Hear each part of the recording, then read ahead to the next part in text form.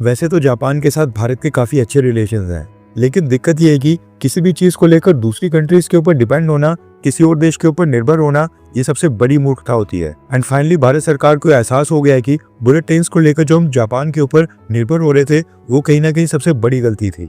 सबसे पहले हम समझते हैं कि ट्रेन की स्पीड के आधार पर उनको कैसे डिफरेंशिएट किया जाता है। मोटे तौर पर 3 तरह की ट्रेन होती हैं, सेमी हाई स्पीड्स और उसके ऊपर बुलेट ट्रेन आ जाती हैं। अब जो सेमी हाई स्पीड ट्रेन होती हैं, इनकी operational speed 160 kilometre per our से लेकर 200 किलोमीटर पर आवर तक होती है।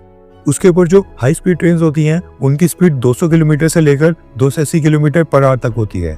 और सबसे फास्ट जो बुलेट ट्रेन होती हैं, उनकी स्पीड 280 के ऊपर 300 से 400 किलोमीटर पर आवर तक चले जाती है। अब हुआ ये कि भारत सरकार ने भी बुलेट ट्रेन को भारत में चलाने का सपना देखा था, जिसके लिए हमने साल 2015 में जापान के साथ नेगोशिएशन स्टार्ट की थी और साल 2017 में जापान के साथ कॉन्ट्रैक्ट साइन किया था। अभी स्टील की डिटेल्स में ज्यादा जाएंगे नहीं, क्योंकि वीडियो काफी लंबा हो जाएगा। लेकिन मैं बात ये कह रहा हूँ कि आज तक 10 सालों के बाद भी भारत के लोग मुंबई अहमदाबाद रूट के ऊपर बुलेट ट्रेन का इंतजार कर रहे हैं। कंप्लीशन डेट 2022 से बढ़ते बढ़ते अब साल 2025 भी आ गया है और अभी भी इस प्रोजेक्ट के साल 2026 में कंप्लीट होने के आसार बिल्कुल नहीं लग रहे हैं। और इसके पीछे का कारण माना जा रहा है जापान की कंपनीज की तरफ से इस प्रोजेक्ट में आ रहा डिले। भारत ने अपने एंड के ऊपर काफी सारे चैलेंजेस को पूरा कर लिया है, लेकिन जापान की कंपनीज को भारत में काफी सारे ऑपरेशनल चैलेंजेस आ रहे हैं। भारत का टेरेन जापान से काफी डिफरेंट है, ऊपर से ट्रैक में भी काफी सारे अंडर वाटर टनल्स आ रहे हैं और कई प्रॉब्लम्स हैं, जिसकी वजह से ये प्रोजेक्ट लगातार डिले हो गया है।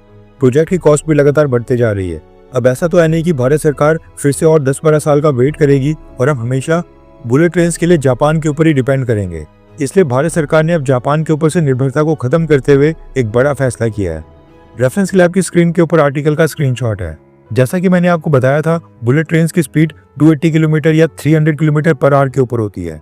अभी के समय भारत के पास सेमी हाई स्पीड ट्रेन है।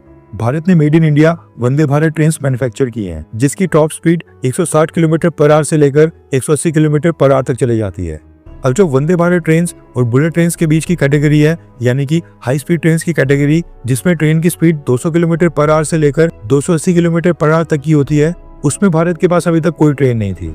बुलेट ट्रेन की टेक्नोलॉजी तो अभी भारत के पास है नहीं, इसलिए भारत ने फैसला किया है कि हम बुलेट ट्रेन से पहले एक हाई स्पीड ट्रेन की डेवलपमेंट करेंगे। न्यूज के मुताबिक इंडियन रेलवेज की इंटीग्रल कोच फैक्ट्री ने भारत अर्थ मोबाइल लिमिटेड यानी कि BML को 867 करोड़ रुपीस का कॉन्ट्रैक्ट साइन किया है और उनसे कहा है कि वो 2 ट्रेन सेट्स तैयार करें जिनकी top speed up to 280 kilometre per hour तक टच करती हो।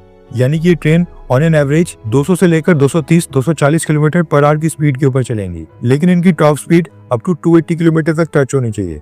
रिपोर्ट के मुताबिक ये दोनों ही ट्रेन सेट्स BML को साल 2026 के एंड तक डिलीवर करने हैं। इन दोनों ही ट्रेन सेट्स में 8-8 कोचेज होंगे।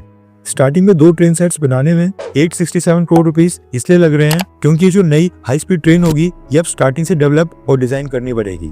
दोबारा से aerodynamics, wait distribution, heating, ventilation और बाकी सारी चीजें कंसीडर करनी पड़ेंगी। और इसी 867 करोड़ रुपीस के अंदर design cost, one time development cost, non recurring charges, one time cost towards jigs, fixtures, tooling and testing facilities भी शामिल है।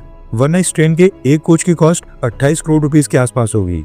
और जो इंफ्रास्ट्रक्चर डेवलप होगा, इसका इस्तेमाल फ्यूचर में और भी हाई स्पीड ट्रेन को डेवलप करने में इस्तेमाल किया जाएगा। अब सोचने वाली बात है कि भारत सरकार अचानक से एक हाई स्पीड ट्रेन बनाने के बारे में क्यों सोच रही है।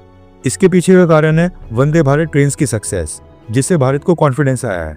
Vande Bharat train normal train के मुकाबले 30% कम एनर्जी यूज करती हैं, लेकिन ऑक्यूपेंसी रेट 90% से भी ज्यादा चल रहा है। 95% से ज्यादा का पंक्चुअलिटी रेट है। इसलिए semi high speed Vande Bharat train की सक्सेस के बाद भारत सरकार हाई स्पीड ट्रेन के ऊपर दांव आजमाने जा रही है। अब एक चीज नोट करने वाली है कि भारत में काफी सारी न्यूज में इस नई हाई स्पीड ट्रेन को बुलेट ट्रेन कहा जा रहा है, लेकिन मैं आपको फिर से बता दूं कि ये एक हाई स्पीड ट्रेन होने वाली है, क्योंकि केवल इसकी top speed 280 kilometre per our की होगी, लेकिन इसकी एवरेज स्पीड 200 से 250 किलोमीटर पर आवर तक की होगी। अब खुशी की बात यह कि एटलीस्ट हमें हाई स्पीड ट्रेन तो मिलेंगी, वरना हम वंदे भारत ट्रेन को ही एक हाई स्पीड ट्रेन मान रहे थे।